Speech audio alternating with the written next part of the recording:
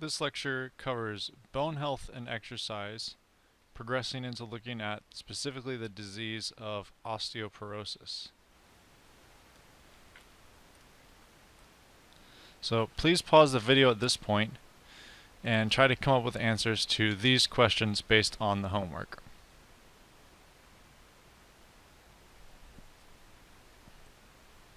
So the three general but primary mechanisms by which physical activity reduces the risk for osteoporotic fractures is enhance peak bone growth earlier in life, reduce the rate of decay later in life, in other words, maintain whatever bone mass has been grown earlier in life, and lastly, engaging in physical activity can help us reduce the risk of falls. And while there are certainly other ways that you can have a fracture, for the most part when we're talking about osteoporotic fractures, we're talking about old people falling and breaking a hip or other bone.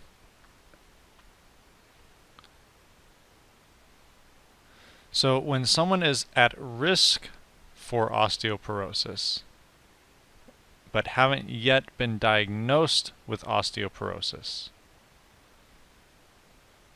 then what we might want to use are exercises that have an impact load. So this can be jogging and running, any form of plyometric activity. Impact load is the best stimulus for bone growth.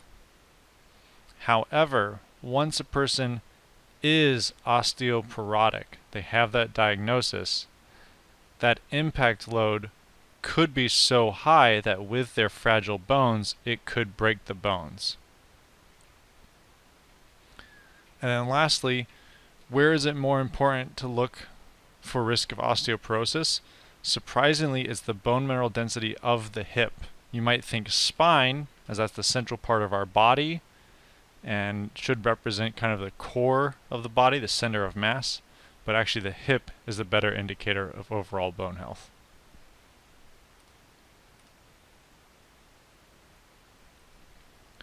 Now we're going to watch a video that takes us through bone growth from fetal development through early childhood. You certainly don't have to know all the details in this video, but it is a nice overview.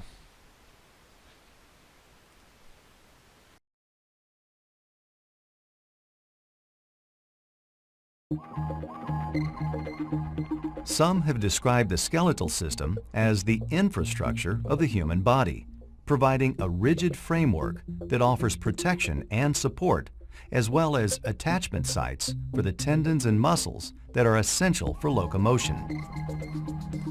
The skeletal system is comprised of 206 bones, each of which is formed through a process known as ossification. Bone development and remodeling takes place on a continual basis from the prenatal period and early childhood through adulthood, as well as during the healing process that occurs following bone fractures. Ossification can take one of two forms depending on the type of bone that is forming.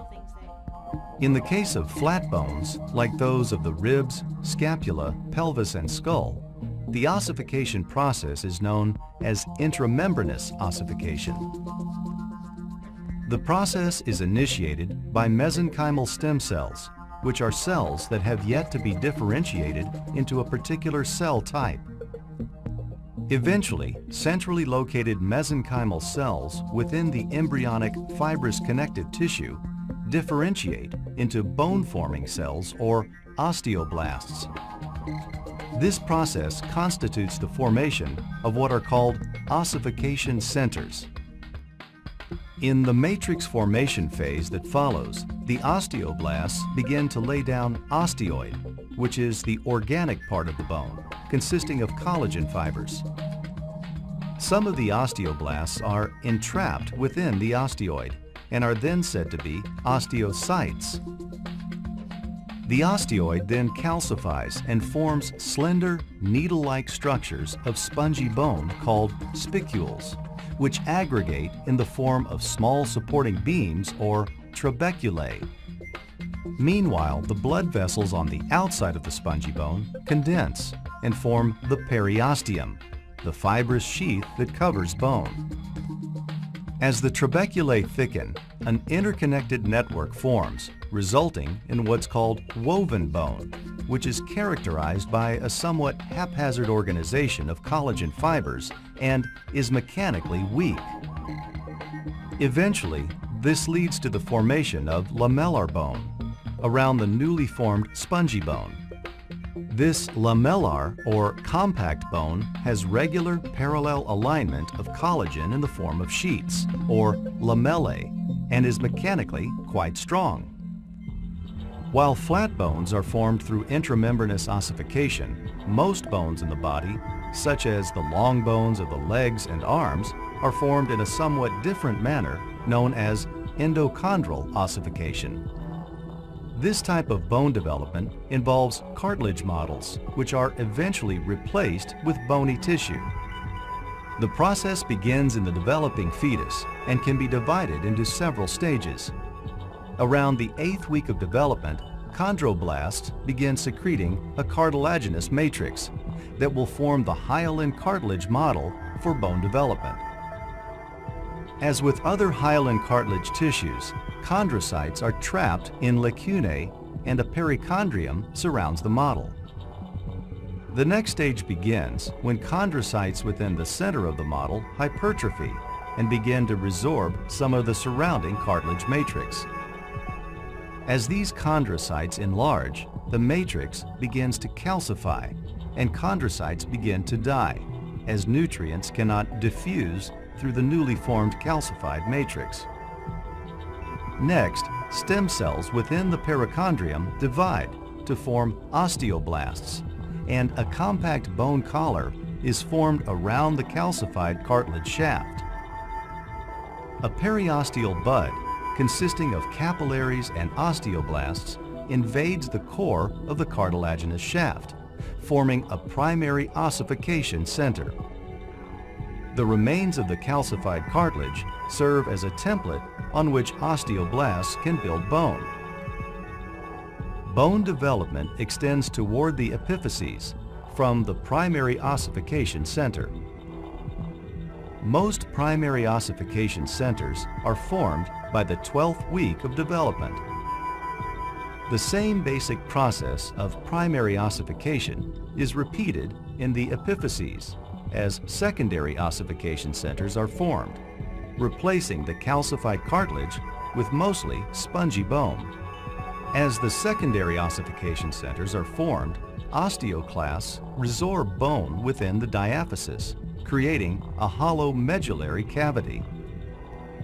When secondary ossification is complete, the cartilage is totally replaced by bone, except in 2 places. A region of cartilage remains over the surface of the epiphyses as the articular cartilage, and another area of cartilage remains between the epiphyses and diaphysis. This is known as the growth region or epiphyseal plate and is the point from which all growth in bone length occurs. At adulthood, epiphyseal cartilage plates are completely ossified and bone growth stops.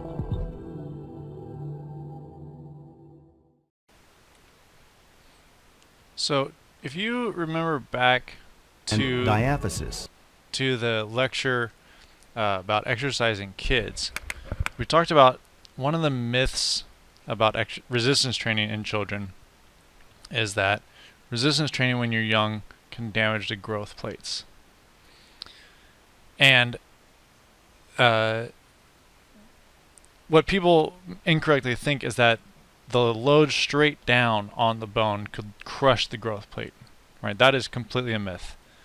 The only documented cases of a child actually damaging their growth plate when lifting weights is when they do something very stupid. For example, getting on YouTube and watching a CrossFit video, then going out into their parents' garage, grabbing the dumbbells and trying to do something crazy like a single arm snatch that they've just seen in YouTube one time and never had a day of coaching in their life. And so the way that they could break the growth plate in there, right, you can see that the growth plate, it's way out on the end of the bone. So imagine that this is your forearm, maybe your ulna, and that this end here is the one closer to the elbow. So if a kid goes up and tries to perform the single arm dumbbell snatch and they snap their arm wrong, because it would be such a long lever, moment arm, on the growth plate down by the elbow, it could fracture it in this perpendicular angle, right? It's not going to crush it, but if the weight is swinging across like this all the way out from their hand, that could snap it in a perpendicular direction. So again, lifting weights will crush the growth plates, complete myth, but humans do have the infinite capacity for being stupid and finding interesting ways of hurting themselves. The National Osteoporosis Foundation conducted a huge review of research literature and took all the findings from different research studies and graded it based on who had the highest quality evidence and what things had a lesser quality of evidence that maybe we couldn't trust. So, the only things that they had found that had grade A evidence, highest quality evidence, things that we can accept as absolute fact, are that growing bone mostly happens from childhood through adolescence, and the things that contribute to that are exercise and calcium intake. So exercise is the stimulus, calcium is one of the major raw materials, and you have to have both. You have to have the raw material and you have to have the stimulus to use it. Then grade B evidence were for consuming vitamin D and dairy, right? So dairy might be a common source of calcium, but it's not the only source of calcium. A lot of dark green vegetables tend to have a high level of calcium as well. So dairy might be a common way to get your calcium, but it's not the only way. That's why it's specifically calcium intake at grade A and dairy only grade B. And what was interesting in the grade B evidence was they found that there was a negative effect of taking depot medroxyprogesterone acetate. And I had to look up what that was. That is a form of hormonal birth control that young girls and women might take.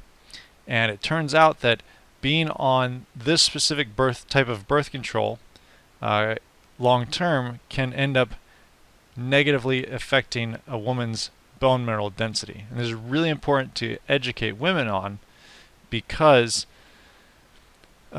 women are already at a high risk for developing osteoporosis later in life. So we want to make sure that if they're choosing to use a hormonal contraceptive, that they know what the potential side effects of those contraceptives are and can make a more informed choice in which ones to use. So last important thing, bone mineral density tends to increase until about 20, but the best time for laying it down is right around puberty. So stereotypically, girls hit puberty about the age of 12, boys a couple years later. So this is the time where we really need to work on bone health. And for most people in America, this tends to be middle school. So that's where we need to be focusing on this issue. This graph depicts what might happen to someone's bone mass throughout their lifetime. So you can see between 10 and 20, that's when bone mass is going to really rise. If you're doing everything, if you're doing your exercise and you're getting your calcium. This line down here, suboptimal lifestyle factors, so this is people who do not adequately engage in exercise and do not adequately intake calcium. They might never reach a good starting bone mass through their adulthood.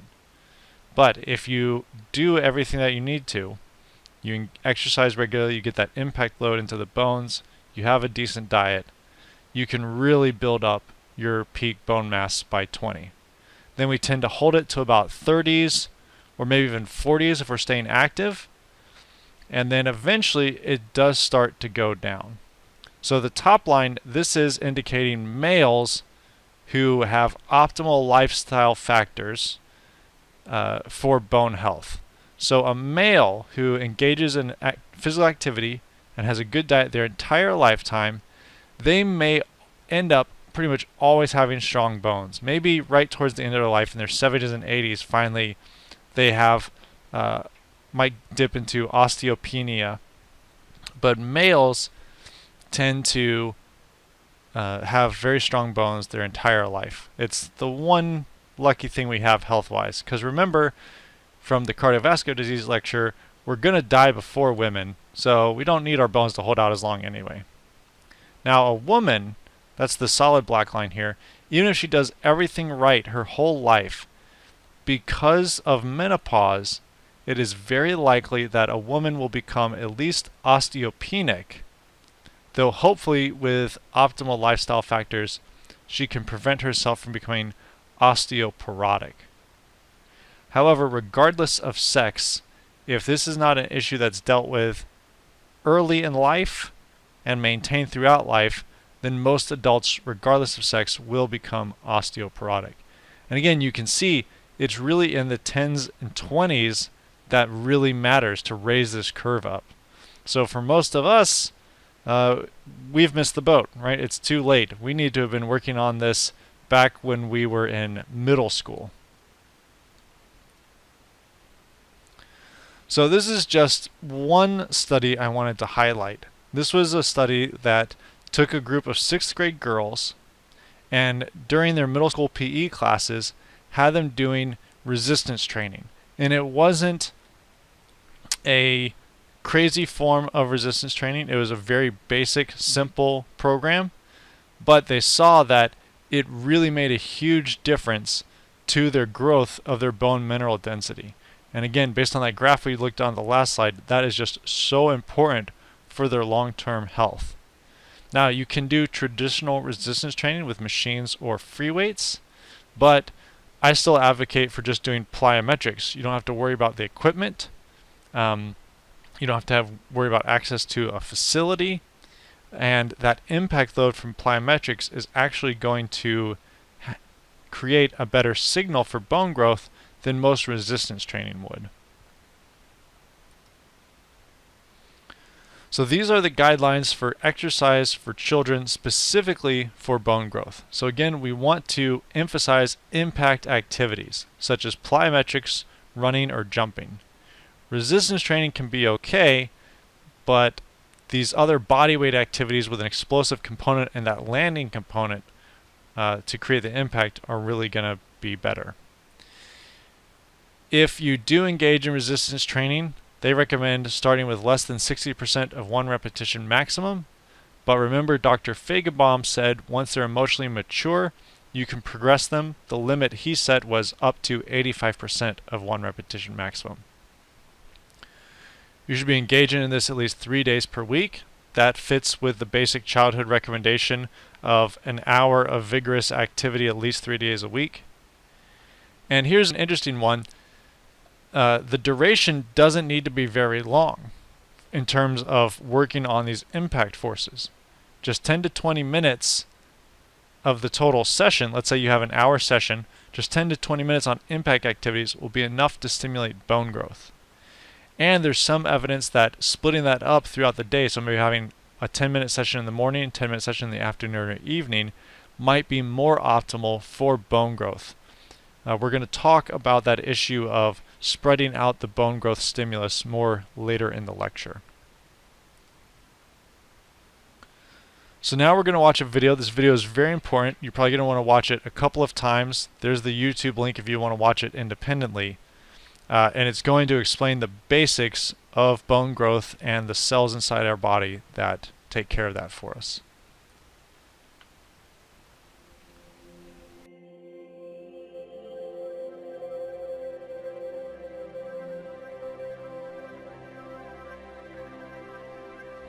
The skeleton changes across the human lifespan. This is characterized predominantly by bone formation and growth throughout childhood. followed by a gradual loss of bone density that begins in early adulthood that can accelerate significantly in older adults.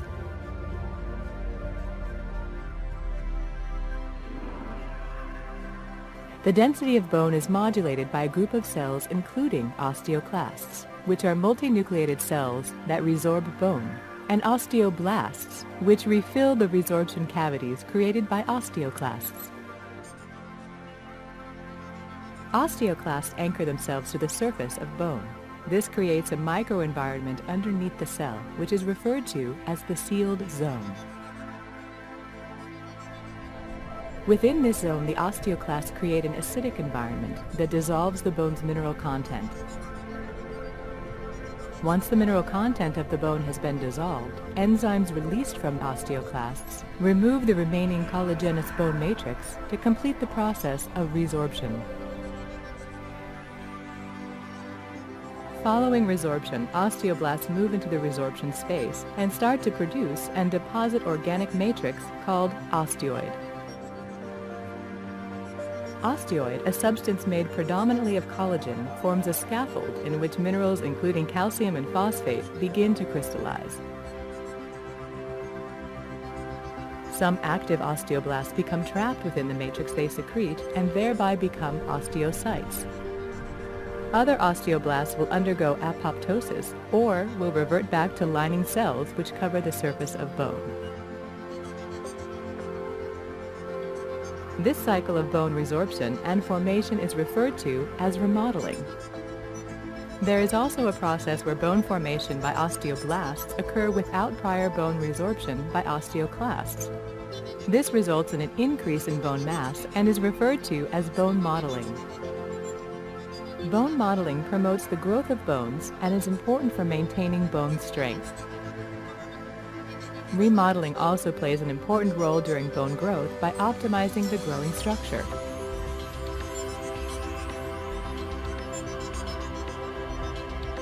After the age of 30, most people experience a gradual loss in bone mass due to a relative decrease in the activity of osteoblasts compared with osteoclasts. However, there are many factors that impact the process of bone remodeling and influence the degree of bone loss we experience as we age.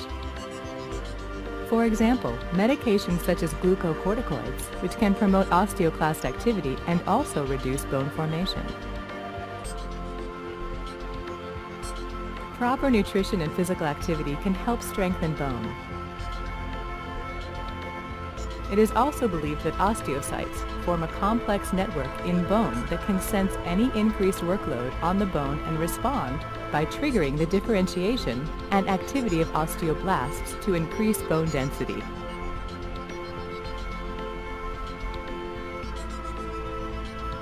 Conversely, when bone experiences reduced loading conditions, such as during long-term bed rest, resorption and remodeling increase to eliminate underloaded bone.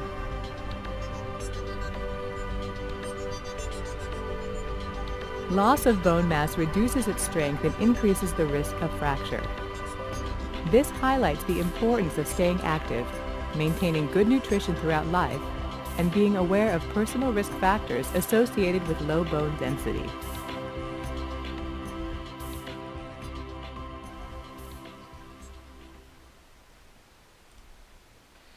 Alright, so this is a super important video. It does a very good job explaining what's going on.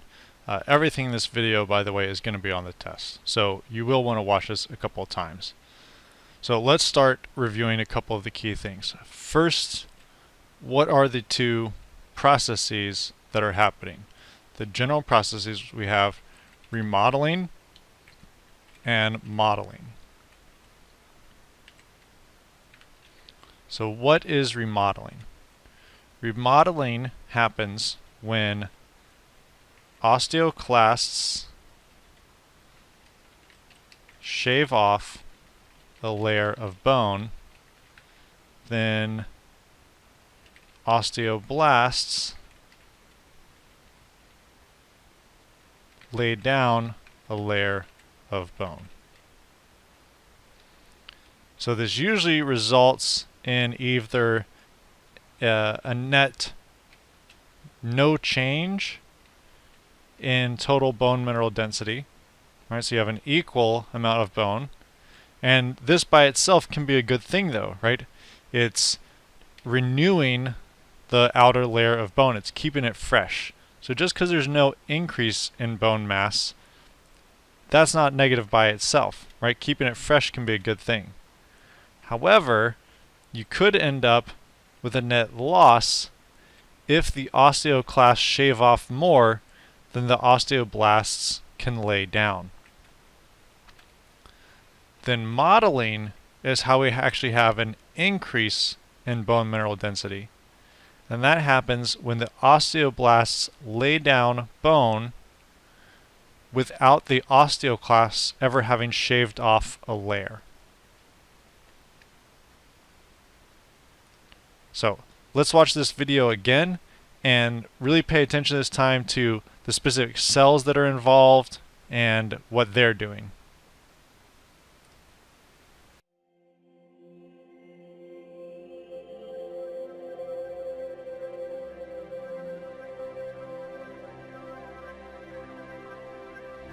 The skeleton changes across the human lifespan. This is characterized predominantly by bone formation and growth throughout childhood, followed by a gradual loss of bone density that begins in early adulthood that can accelerate significantly in older adults.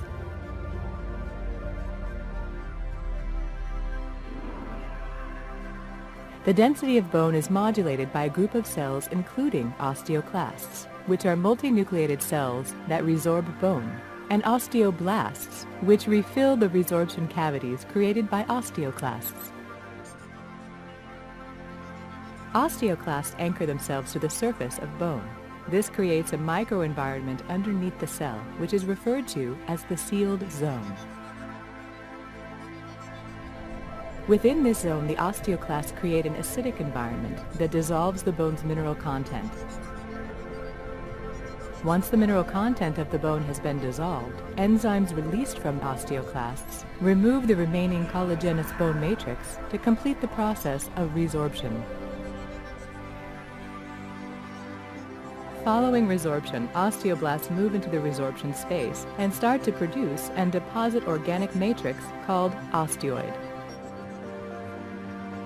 Osteoid, a substance made predominantly of collagen, forms a scaffold in which minerals including calcium and phosphate begin to crystallize. Some active osteoblasts become trapped within the matrix they secrete and thereby become osteocytes. Other osteoblasts will undergo apoptosis or will revert back to lining cells which cover the surface of bone. This cycle of bone resorption and formation is referred to as remodeling. There is also a process where bone formation by osteoblasts occur without prior bone resorption by osteoclasts. This results in an increase in bone mass and is referred to as bone modeling. Bone modeling promotes the growth of bones and is important for maintaining bone strength. Remodeling also plays an important role during bone growth by optimizing the growing structure.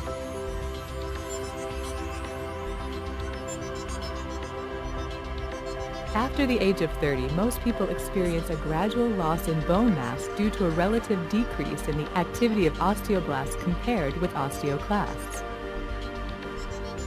However, there are many factors that impact the process of bone remodeling and influence the degree of bone loss we experience as we age. For example, medications such as glucocorticoids, which can promote osteoclast activity and also reduce bone formation.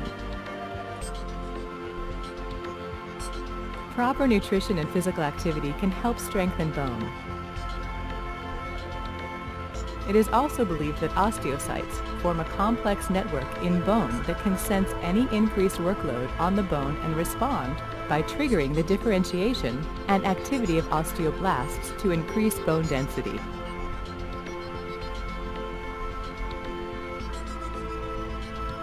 Conversely, when bone experiences reduced loading conditions, such as during long-term bed rest, resorption and remodeling increase to eliminate underloaded bone.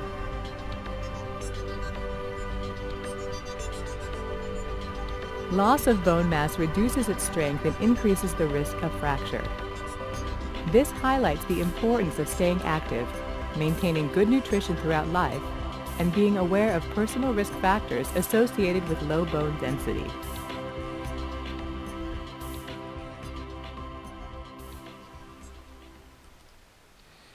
Alright, so we're going to review those now. What I recommend is, as I pose these questions, you pause the videos and in your own notes, try to come up with the answers ahead of me.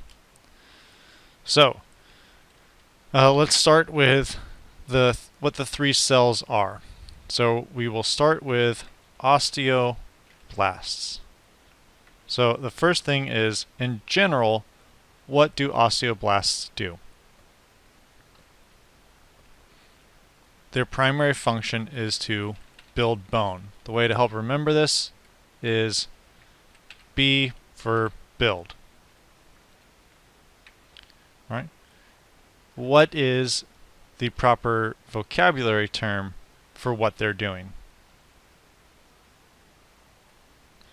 They are depositing osteoid.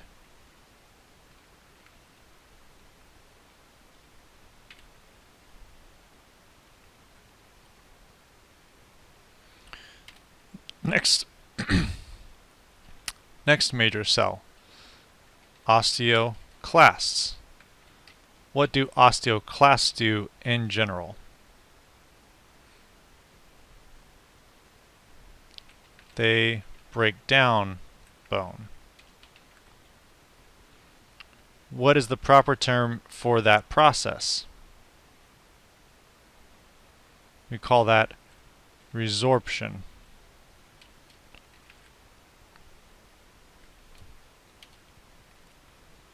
And lastly, we have osteocytes.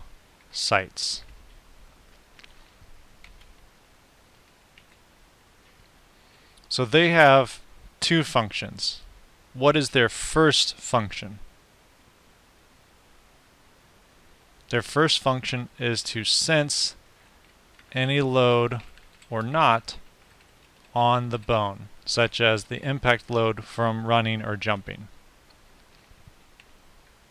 Then, if they do sense a load, what is their second function?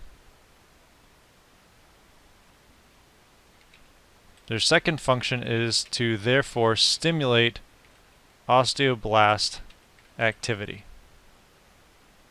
So that brings us back to our first two cells, and what I want to add is kind of a characteristic of how you can think of them.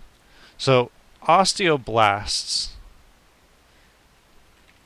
want to do nothing and need to have their gas pedal pressed. Right? They want to just sit there and do nothing. They need the osteocytes to make them go. On the other hand, osteoclasts want to race around as fast as they can and need to have their brake pedal pressed. All right, so again, those are kind of analogies, but those are good ways to think about it, that osteoblasts have to be told to go, osteoclasts have to be told to slow down. So here's a question for you, right? Osteoclasts, their function is to break down bone. We call that resorption. So what is it that we are resorbing? What is the main material there? Well, calcium. So the question is, why would we strip away calcium for our body, right? This seems like a terrible evolutionary adaptation. If we didn't have osteoclasts, then our bones would always be strong. You know, whatever we laid down earlier in life, we'd keep it our whole life. We'd never have any problem if we just didn't have these osteoclasts. So why did we evolve them? So it comes back to this idea that what they're absorbing is calcium. You can think of your bones as a giant deposit of calcium, right? They're there in case we need it for something else. So what else do we really need calcium for? So if you've had exercise physiology, Chem 390, you should have learned this. Calcium is a key component in having a muscle contraction. So when the motor neuron stimulates the sarcoplasmic reticulum, that causes it to release calcium, which binds to troponin, then allowing it to rotate off tropomyosin, which exposes the binding sites, which allows for cross-bridge formation. Right? So this is basically why we evolved osteocytes and the process of reabsorption, so that if we were not getting enough calcium in our diet to maintain basic muscle function, such as the pumping of the heart, the myocardium, we can steal the calcium from all of our bones to make sure that our heart keeps on pumping and we stay alive. Alright, so what I've tried to draw here is we've got a long bone. Let's say this is the femur. And inside that we have an osteocyte. And on the surface of the long bone we have an osteoblast in green and an osteoclast in orange. So we have this impact load coming up the length of the bone. And so that hits the femur, transmits to the osteocyte, and then that stimulates the osteoblast to move. So the osteoclast, it's going to go anyway. It always wants to go. And then if we have just this very normal load, then the osteoblast is going to come along behind it. And so therefore we're going to have remodeling with a net effect of equal bone mineral density. Again though, this is a good thing, shaving off and keeping the bone fresh. We're just not gaining any bone.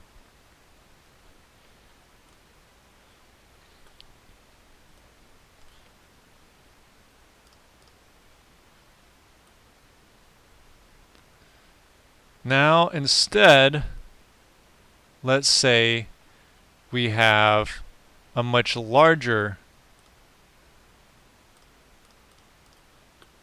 stimulus. Let's say we're now,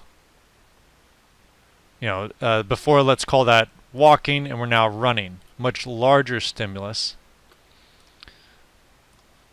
So again, that transmits to the osteocyte, and it sends a signal to the osteoblast that it really needs to go. So maybe instead of just keeping up with the osteoclast, now it outpaces the osteoclast and laps it and is able to add a completely fresh layer of bone.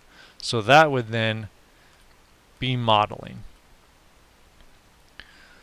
So not only does the osteocyte-osteoblast relationship respond to the magnitude of loading, it also responds to the direction of loading. So normally when we're doing exercise, the load is coming straight up the bone.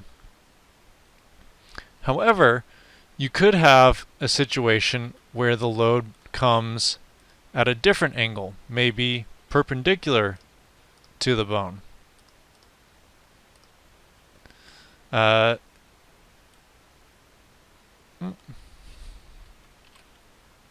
So let's say, now this is a silly one, but let's say I take a bamboo stick and I beat you on your thigh down here. Let's say this is, or up here by the hip.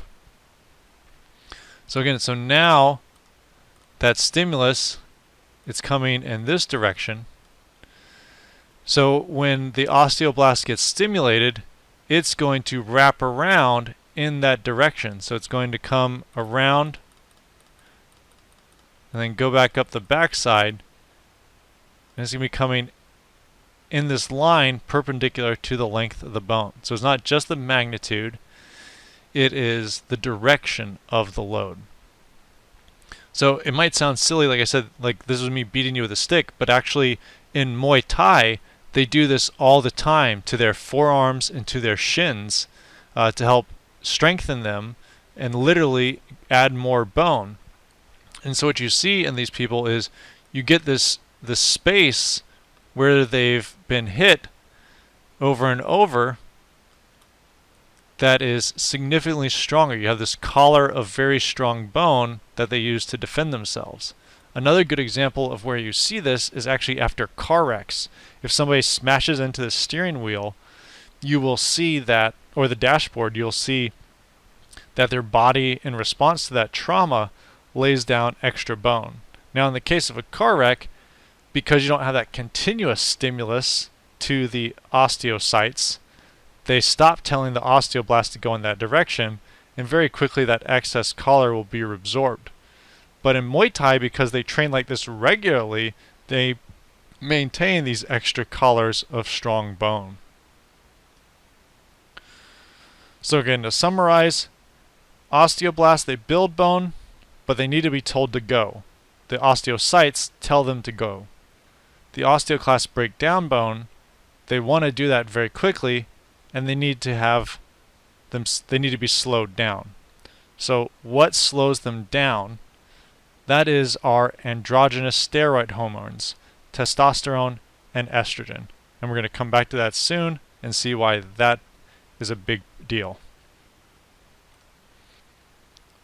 So let's now talk about the disease of low bone mineral density. As your bone mineral density starts to decrease, when it gets just 1 to 2.5 standard deviations below that of a normal young adult, we call that osteopenia. When it gets to more than 2.5 standard deviations below that of a young normal adult, that's when we finally say that someone has osteoporosis. Now, to properly measure bone mineral density requires some very fancy equipment. The gold standard today is using a DEXA machine. DEXA stands for Dual Energy X-ray Absorptiometry. Very fancy equipment, only seen in hospitals or major research labs. So, as a basic fitness professional, we're not going to get access to a DEXA. So how can we, as a basic fitness professional, even just a personal trainer, assess a client to get an idea of what their bone mineral density might be like? Or in other words, what fitness component can we use as a surrogate for bone mineral density? We can use muscular strength as a surrogate for bone mineral density. And because what we really care about is the bone mineral density at the hip, we're going to use a leg press 1RM as a surrogate for bone mineral density. And the reason we can use it is because the amount of work that it takes to keep up a good leg press 1RM is going to contribute to maintaining bone health. Right? So again, if you're lifting weights or you're doing plyometric activities, then you're going to have a high leg press 1RM.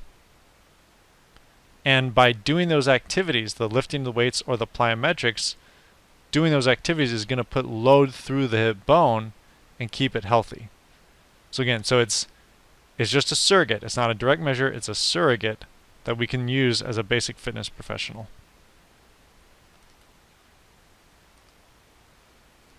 So the major risk factor for developing osteoporosis is being female. It's the one thing that males win out on. But again, we're going to die of cardiovascular disease earlier than women, so we don't have to wait around long enough to really worry about this too much. And then as we talked about in the geriatrics lecture, the other major thing is just age. osteoporosis is the disease that most accompanies age, kind of regardless of what else you do. So because most Americans do not meet the physical activity guidelines, then most of them after the age of 60 are going to either have osteopenia or osteoporosis. The reason why women are so much higher risk for this lifetime is because women go through menopause, and that's really when their risk spikes. In the first 5 or so years after menopause, women might lose 20% of their bone mass, even if they're trying to keep up their lifestyle factors. And because of that, women have a 50% likelihood of osteoporotic fracture, whereas men only have a 25%.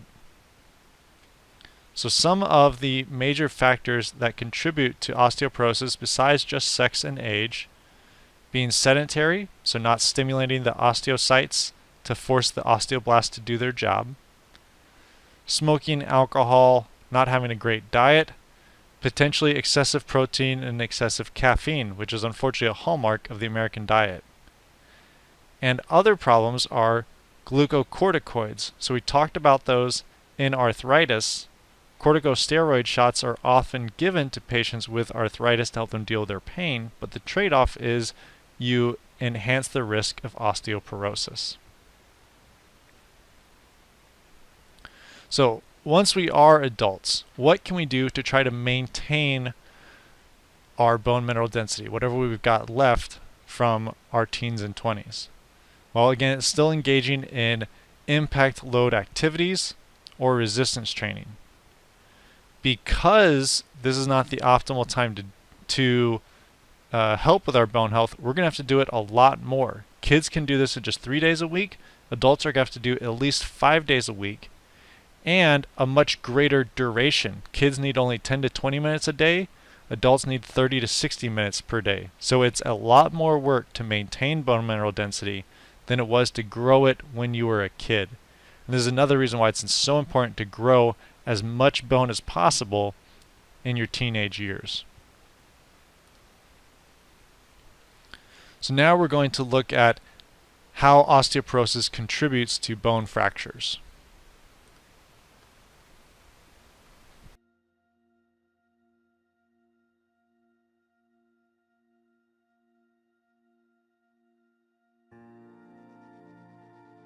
Our skeletons have evolved to be able to resist most fractures, but the extreme loading associated with trauma can create sufficient stresses and strains within bone tissue to cause fractures. Following the fracturing of bone, a blood clot forms between the two broken bones. Various inflammatory mediators are released at the site of damage, which recruits cells involved in the repair process. Following inflammation, connective tissue, such as cartilage, starts to form around the site of the fracture, forming a bridge between the ends of the broken bone. New blood vessels form by the process of angiogenesis to replace the vessels that were lost as a result of the fracture. Cells associated with these new blood vessels are involved in osteogenesis, or the formation of new bone tissue. Osteoblasts rapidly form woven bone, bridging the gap between the two pieces of broken bone. Once the fracture has been bridged and stabilized, remodeling occurs, in which osteoclasts, together with osteoblasts, remodel woven bone callus to normal lamellar bone, and to gradually restore the typical bone structure. While extreme loading can fracture any bone, fragility fractures can occur with less than extreme loading because of skeletal aging and structural decay. Vertebral collapse is often secondary to osteoporosis and is more prevalent in women.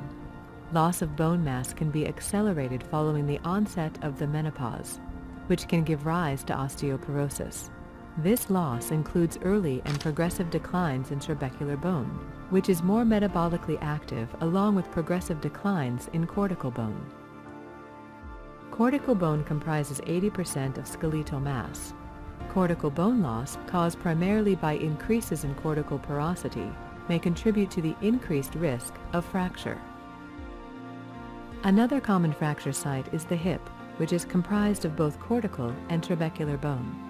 It is thought that cortical bone may play a greater role than trabecular bone in maintaining bone strength at the hip. Fractures of the hip have been associated with substantial morbidity, mortality, and healthcare costs. These events underscore the important role of cortical and trabecular bone in resisting fractures and highlight the importance of maintaining a lifestyle that helps to build and preserve bone strength. It is also important for older patients in particular to be aware of their personal risk of fracture and seek medical advice on how best to reduce that risk. All right, so let's back up and look at a couple of these things. So here we've got a hip fracture. This could be from falling on their side. This could be from, if they have really bad osteoporosis, stepping down too far, maybe not seeing the curb and unexpectedly stepping down and not being prepared to absorb that shock. So the first question is, what is the immediate potential medical emergency that can arise in this situation? So the real threat here is if one of those bone shards cuts the femoral artery, then the person could internally hemorrhage, so bleeding out inside their body, and you would see that pooling, that darkening underneath their skin, even though no bleeding was coming through the skin. They could internally bleed out so badly that they end up dying. That's one of the reasons why the mortality rate from hip fractures is so high, right? You might think like, oh, it's just a broken bone. How are they dying? Maybe when it breaks, it's cutting the femoral artery and they're bleeding out. Now, the other thing I want to review is this fracture of the spine. So let's watch that again.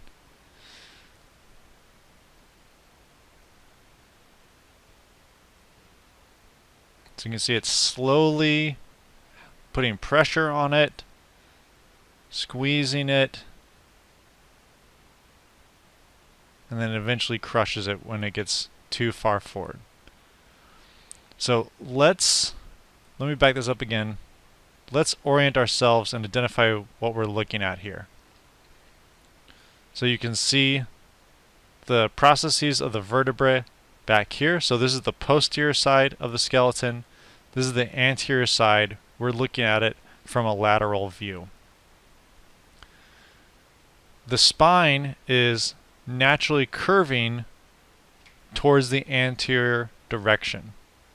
So that tells us that this is showing us the thoracic area of the spine, right? If it was the lumbar or cervical area of the spine, the curve would be going posterior. But because the curve is anterior, we know that this is the thoracic area of the spine. So that's the area of the spine, basically from the belly button up to the neck and around the rib cage, or the rib cage is surrounding it. So we're watching this again. What's happening, right? If we had X-ray vision and we were watching this in real time, what would the person be doing right here? Right? So we have one answer. If it was literally at that speed, all we would be seeing is a little old granny just kind of slumping forward, hunching over while sitting there into this really bad posture. And her bones are so brittle that that extra pressure on them by being bent forward finally crushes them. Now, that could theoretically happen, just somebody sitting there comfortably and starting to collapse into a bad posture. That theoretically could happen if their osteoporosis was terrible enough. But more realistically, how this is going to happen is when somebody is sitting down. So if you remember back to geriatrics, we looked at the Berg balance scale, and they classified sitting down as a much harder task than standing up because you have to have balance and control going down. So if you have an old person trying to sit down and they lose control and just plop down into their seat, that impact load combined with their upper body slumping forward could definitely be enough force to cause one of these fragility fractures in the thoracic spine. That is actually the common way that this happens. So the most common fracture sites for osteoporosis are the hip, at the femur, somewhere in the spine, or the wrist. And the wrist, of course, being that when people start to fall, they might put out their hand to brace themselves. And better a broken wrist than a broken hip or a smashed face. These compression fractures at the vertebrae that we just saw in the video, that hunchback position that it puts you in, we call that kyphosis. And in kyphosis, your center of gravity is leaned forward beyond your center of mass. So that is going to increase your risk of falling because you're off balance, which of course increases your risk of fractures at the hip or wrist. Kyphosis, once it happens due to these fragility fractures, is not fixable. You might have heard people heard about people getting rods put in their spine. So if someone has a compression fracture of the thoracic vertebrae and ends up in kyphosis, they will probably put rods up their spine, but that's just to keep any more vertebrae from collapsing. They're not probably going to wrench them back upright. So we really have to make sure that we're preventing kyphosis, permanent kyphosis and these vertebral collapses before they start. And it can really start by just being more mindful of our posture, doing little exercises like cobras and TheraBand rows to strengthen the muscles that help keep us in a good posture. So again, a fracture can be immediately life-threatening if they nick the femoral artery. But even if it's not that, we see that a significant number of people who break their hip will die within a year of that fracture because they lose so much function that it's hard for them to maintain any further physical activity, right? So again, this is the one of the end stages of a general fatigue cycle of decay. Because they didn't exercise, they put themselves in this position where they have osteoporosis and fell and broke a hip, and that just makes it that much harder for them to exercise. They decay even further, and then all their other systems start getting negatively impacted due to the physical inactivity. So it's not that the broken hip kills them a year later, is that they die of cardiovascular disease because they're not able to move enough to stave off cardiovascular disease. Even if they don't die, most people end up having to have a cane or a walker or getting put into some sort of assisted living situation. Now I want y'all to ponder this last bullet point, this quote right here. The average American woman's risk of hip fracture is equivalent to her combined risk of developing breast cancer, uterine cancer, and ovarian cancer. So the three major sex-specific cancers for women, you have to take all of those combined to equal the risk that she'll break her hip. Not that she'll develop osteoporosis, but actually break her hip. And so just I want you to think about this from a public health campaign perspective. When is the last time you saw a public health campaign at all related to women breaking their hip? I cannot think of one that was that specific. The only thing I can think of at all related to this was the Got Milk campaign.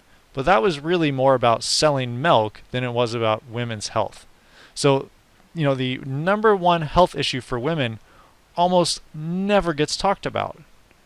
While on the other hand, breast cancer is one of the most publicly visible health issues, right? I mean, we have, the pink ribbon, we have Now in the NFL every year, they do a game where everybody wears pink jerseys and puts pink stickers on their helmets, right? There's so much publicity, so much research, so much awareness about breast cancer.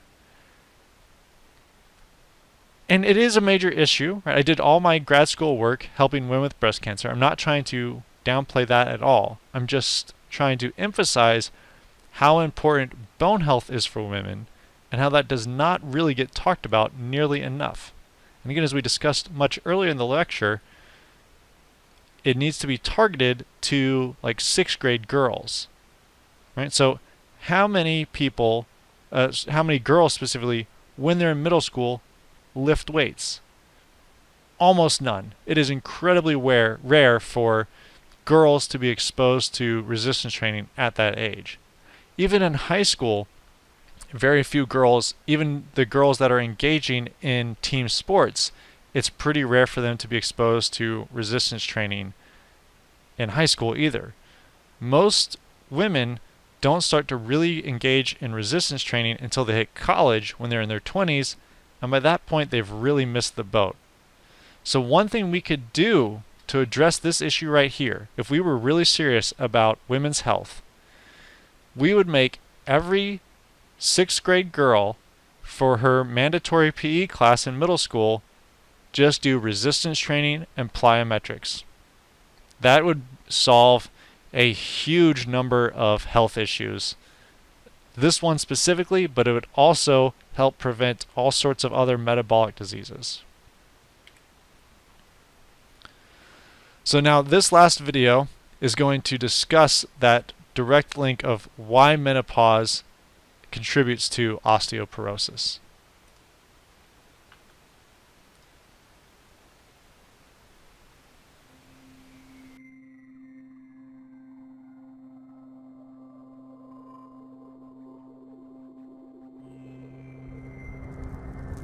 After the age of 30, bone resorption will slightly exceed formation and bone mass begins to diminish. In women, this can become even more of an issue following the onset of the menopause, where declining estrogen levels further increase the rate of bone resorption.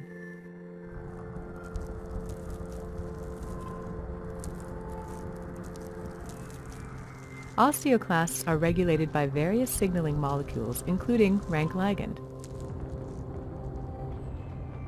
Rank ligand promotes the differentiation, activation, and survival of osteoclasts via an interaction with its receptor, rank. Once activated, osteoclasts resorb bone. However, the hormone estrogen is thought to repress rank ligand signaling. Downregulation of rank ligand expression leads to decreased activation of rank and a subsequent decrease in osteoclast-mediated bone resorption. Estrogen has also been shown to stimulate the expression of osteoprotegerin, which inhibits the activity of rank ligand by preventing it from interacting with its receptor. Following the onset of menopause, estrogen levels start to decline. This can lead to increased rank ligand production, which is associated with increased bone resorption in postmenopausal women.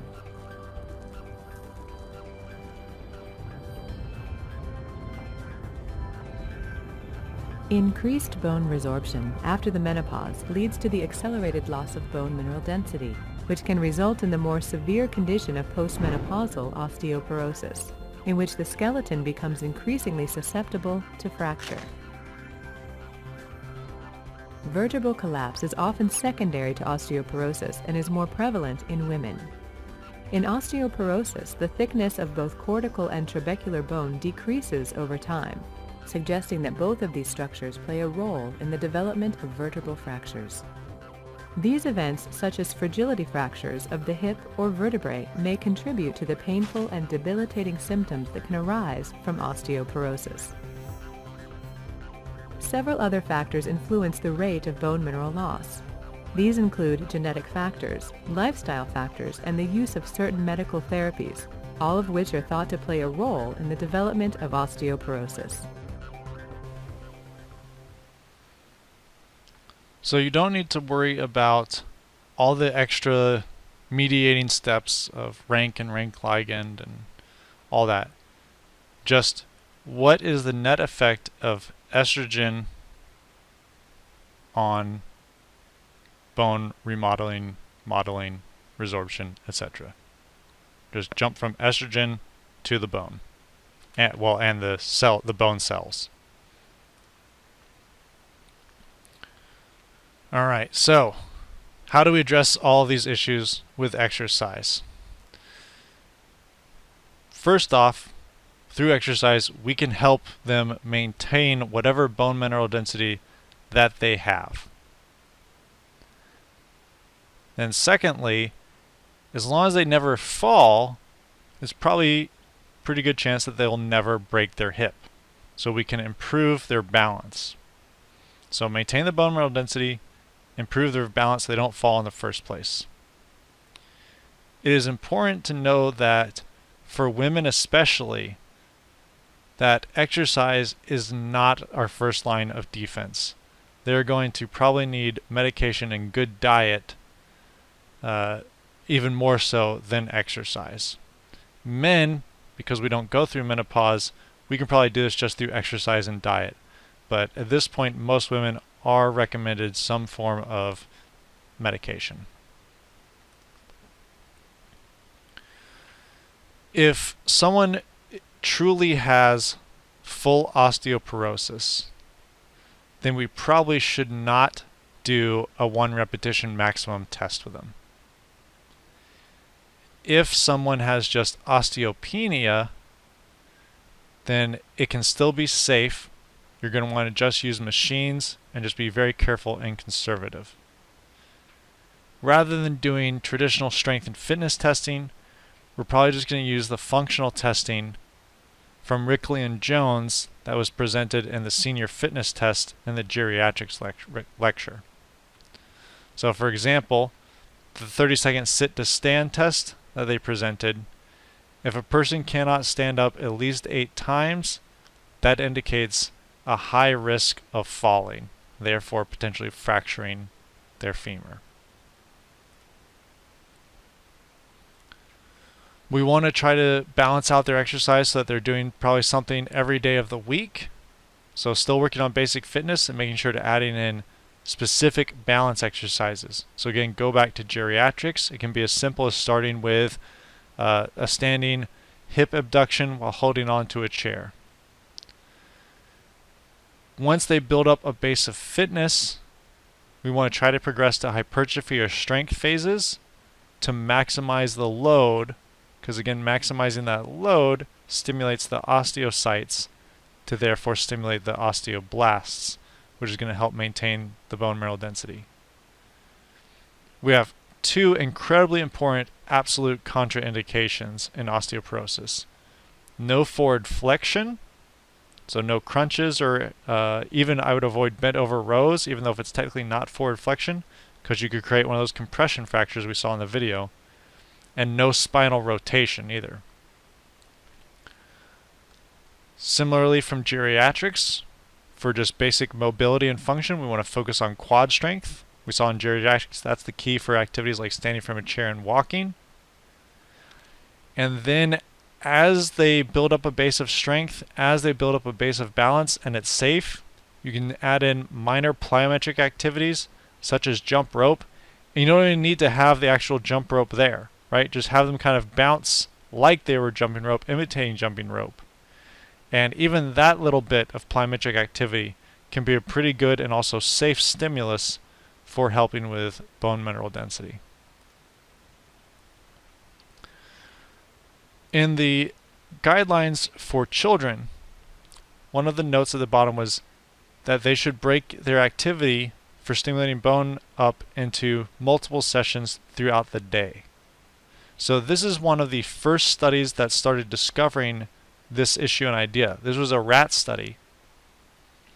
And what they found was that in between each repetition of stimulus on their bones, so a stimulus that the osteocytes would sense and then tell the osteoblast to move, that you need about 14 seconds for the osteocytes to cool down and reset. So let me come back to my drawing here. Let me clear this. Alright, so the way you can think about it in this situation is, let's say you jump, right? So you have one impact landing, and that stimulates the osteocyte part way. Then you have a second impact, you jump again. That stimulates the osteocyte a little more. Then you have one more jump. That stimulates the osteocyte fully. And then it finally signals the osteoblast. Right? Now it needs time to recover and cool down. So that one signal for the osteoblasts, it makes one step forward. Now if you immediately have another jump, it's already full, it's not going to send out another signal yet. You need time for it to cool off and recover before it's ready to receive and transmit more loading signal. So now we've got, right, the osteoblast has moved ahead.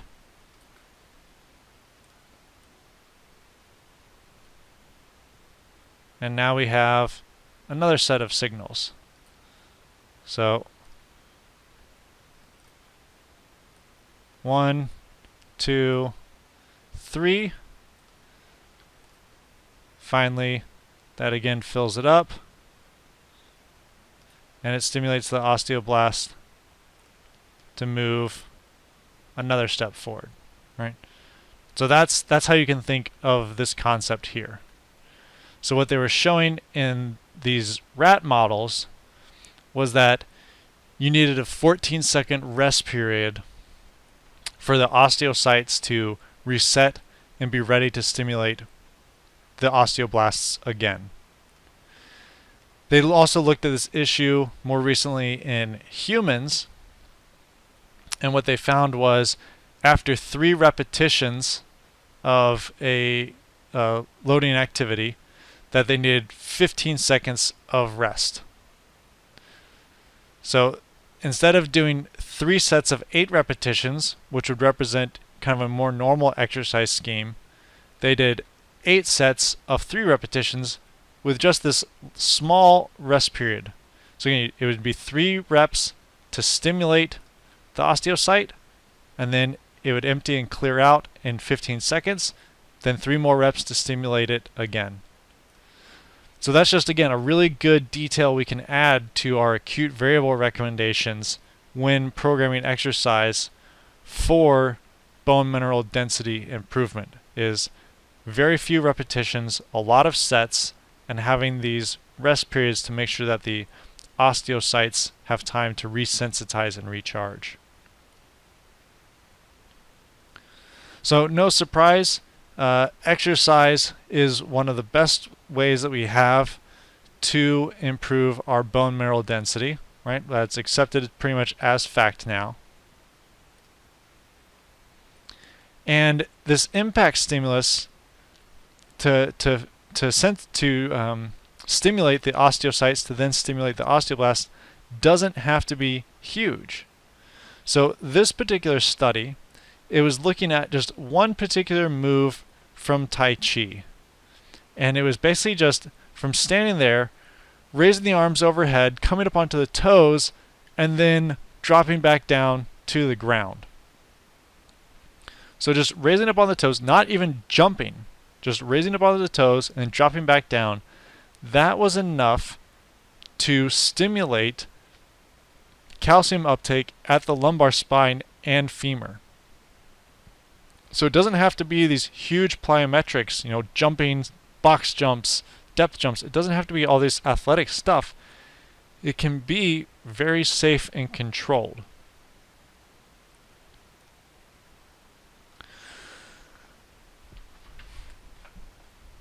once they build their base of fitness, again, you want to work up to a hypertrophy phase, maybe even a max strength phase to maximize the load. But a couple of things that are important to imagine. It's going to take probably a while to just build up a base of fitness, right? If these people are old and they've let themselves go enough that they have osteoporosis, it's probably going to take 6 months just to build up a base of fitness enough for them to have the strength to train with the heavier loads needed to stimulate their osteocytes optimally. And then once you can do that, it's probably going to take a couple of years to really see a meaningful impact on their bone mineral density. So this is absolutely the slowest of all of our diseases to work with. And aside from stimulating bone mineral density, trying to maintain it as well as we can, remember another key thing we've got to be doing is improving the balance so that they don't fall, because if they don't fall, they're probably not going to break anything. But again, if we're working on their balance, you have to be careful because there's always a risk that they could fall. So setting them up to be safe. So having them hold on to a back of a chair, you being there to spot them. Remember from geriatrics, we're mostly worried about falls in the frontal plane, them falling to their side. So one thing I've done a lot with my clients is if I'm going to have them do a basic balance activity, like literally just standing on one foot, I'll stand them inside a doorway. And I'll stand either in front or behind them to help spot them. But the doorway, if they start falling side to side, they'll just fall an inch and hit the doorway and not collapse. So just anything you can think of to help keep them safe.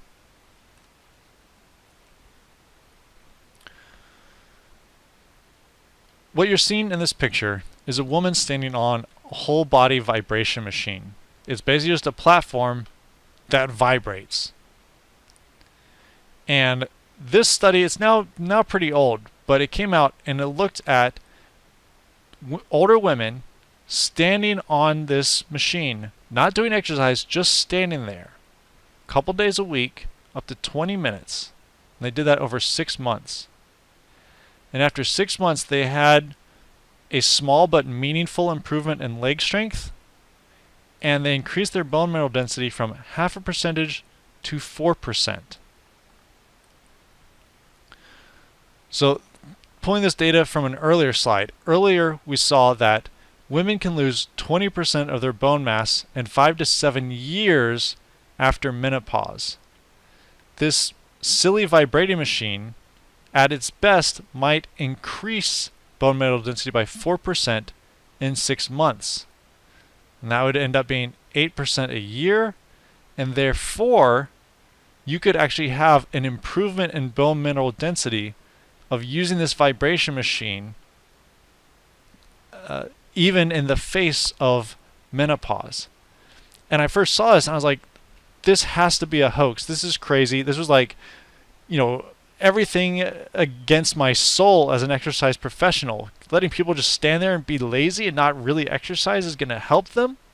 Yeah, I wanted to believe that this was a hoax or that they cheated on their science somehow. Unfortunately, though, when I was trying to find other research to prove them wrong, all I ended up finding was more research to show that they were right. So a large meta-analysis showed that this whole body vibration can improve bone mineral density. Not just maintain it, but actually improve it. And that was crazy. But right, a meta-analysis, this is our strongest way of doing research. It pulls in many studies' results, looks at them all together, and makes a final statement. So whole body vibration might actually be better than exercise for improving bone mineral density in older people. Now, if they're doing this, they're not going to be seeing all the added benefits of engaging in exercise and keeping up their cardiovascular disease, helping reduce body fat, improving balance. So I'm not saying we should just let people do this alone and forget the exercise.